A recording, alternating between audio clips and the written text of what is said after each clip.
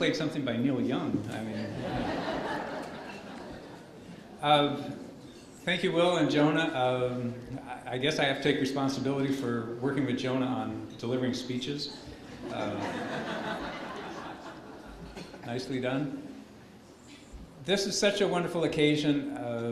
It was Aristotle that wrote that those who educate the children should be the most honored people in society because they teach those children what the art of living is.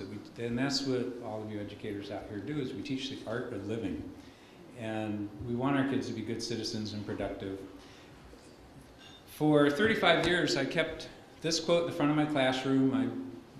Last day of school, I read this to my students every day, and there's some of my former students out here, Londra and a bunch of Christina and Nathaniel, my son over here, and I would always share this. And this is a speech that Bobby Kennedy gave in South Africa in 1966 to a group of South African black students.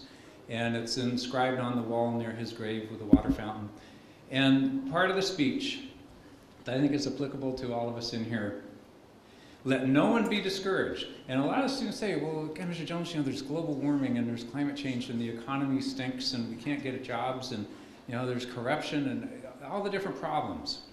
Let no one be discouraged by the belief that there is nothing that one man or one woman can do against the enormous array of the world's ills, against ignorance, against injustice, and against violence. Few people will have the greatness to bend history itself, but each of us can work to change a small portion of events, and in the total of all those acts will be written the history of your generation. It is from numberless, diverse acts of courage and belief that human history is shaped. Each time a man stands up for an ideal or acts to improve the lives of others or strikes out against injustice, he sends forth a tiny ripple of hope. And crossing each other from a million different centers of energy and daring, those ripples build a current that can sweep down the mightiest walls of ignorance, oppression, and resistance. And that's what we do as educators. We create ripples, and those ripples keep on going and causing waves, and they cross others. And I kept seeing my students as the little pebbles that would cause different ripples to go out there. And the ripples that Mr. Ragen created at Rio Mesa, and they've just been changing lives. There are ripples that Mr. Andrews created as an English teacher in TO and at Westlake. The ripples that Keith Barker created at Royal for year after year after year in the math and the physics department. And the ripples that keep on coming out from Cal State Channel Island because of Dr. Lefever. All of us keep sending those ripples out. Whether we're superintendents, and my Moore Park table back there, or school psychologists or principals, whether we're students, we just keep sending in. And those of us that are educators know that the students affect us, and we then reflect their ripples. Whether we're directors, like my wife, in charge of Moore Park state and federal projects, and I just have to add, what Will said about my wife is right. I wouldn't be here without Marilyn Green. I have two incredible sons because of Marilyn. I wouldn't have been in Moore Park because of Marilyn. I never could have done a decathlon without Marilyn. She's just been a huge influence, and I'm really happy to announce it.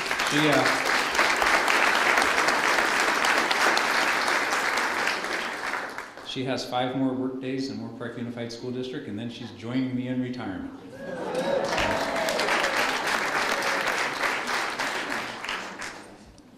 There's all kinds of ripples that affected my life in all kinds of different ways.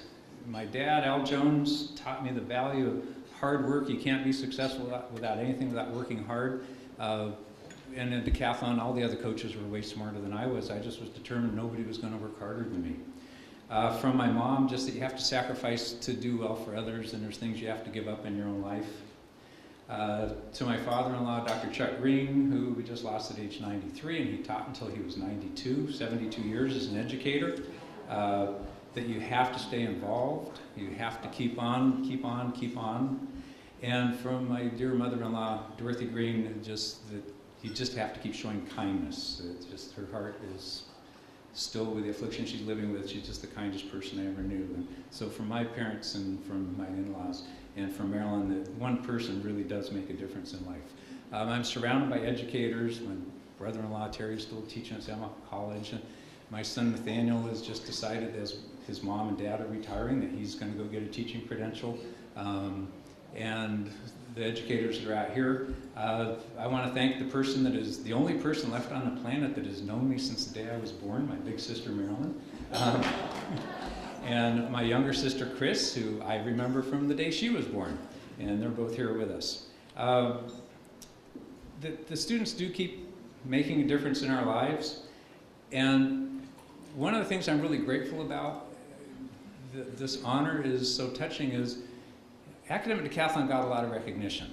And I couldn't have done it without, those students had great kindergarten teachers and second grade teachers and fifth grade teachers and English teachers and science teachers and economics teachers. It was all the way up the line. And at the end of the line, I got these kids in a decathlon program, and I knew how to motivate them, but they had to come in with a whole lot of knowledge already, and they gained that from their parents and from the teachers that they already had working with them in previous years. And I took a whole lot of pride in being a really good history teacher, and I think teaching is a calling. I knew since I was a little kid I was put on this planet to be a teacher. I've just known that my whole life somehow. And if I'd been the history teacher, I wouldn't be here, because the decathlon is what gets the acknowledgement. And you get to visit in the Oval Office with presidents, that gets in the newspapers, but it's the teacher that's every day in the trenches, working with the students in the special ed classes or their English classes or their fourth grade class that deserve this recognition, and they're all working really hard. And I just see that the 5 of us that are getting honored today just represent all that hard work from all school district people all the way up through, and we're real appreciative. Kindergarten all the way through to the college level. We need great educators, and I'm really glad that my son, who I know has an incredible gift, has decided he wants to be a teacher too. So, and then I was really proud of just the community service, getting the students for 20 years. I was the advisor of the community service club, and the kids would be giving out toys and food at Christmas time, and writing letters for Amnesty International, and trying to make a difference in people's lives. And one of my favorite memories, when Jonah was on my team, we were giving out toys the team showed up to give out toys at Christmas time in a Methodist church in Moore Park. And the students that were going around giving the toys, that team, there was a Muslim student, and a Hindu student, and a Buddhist student, and a Jewish student, and one total atheist student, and a Catholic student, and a Presbyterian student. And I'm watching these kids giving out all these toys to a whole bunch of little, mostly Catholic students or children in Moore Park. And just, that's what educators do, is we can take all those people from all parts of society and walks of life and put them together and let them accomplish a great goal and turn them loose on the world, and they become great ripples. And so I'm really proud of all of those people, and appreciate you all being here tonight, and keep on being good ripples out there. Thank you very much.